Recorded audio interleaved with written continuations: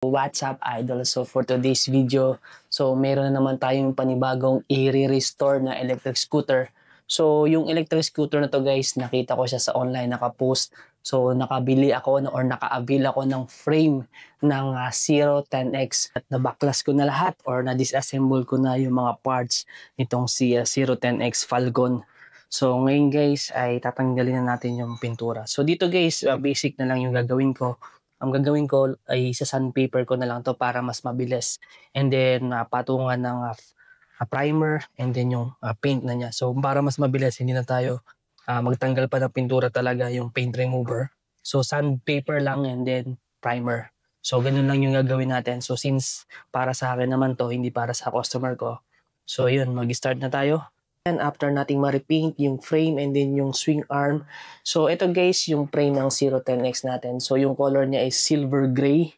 And then ito naman is black na lahat sila guys is glossy. And then yung ating suspension, ayan, repaint din natin siya ng orange glossy. Ayan, pati itong tube. So lahat ni-repaint natin para magmukha siyang bago. And by the way guys, nakabili pala ako sa online. May nakita akong motor hub ng brand niya is Go Board. Ayan, Go Board na 1000 watts. So dual yung ikakabit natin. So for the meantime guys, wala pa akong maisip na controller na pwede kong ilagay dito. Kaya to follow na lang yung controller and din yung battery kasi nakadepende ako sa controller para ma-measure natin kung hanggang saan lang yung ipapagawa nating battery.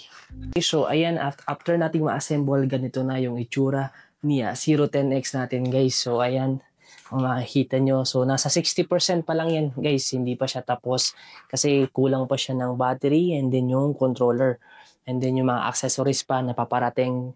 So inaantay pa natin siya. So next upload guys, i-complete na natin yung restoration natin dito kay 010X.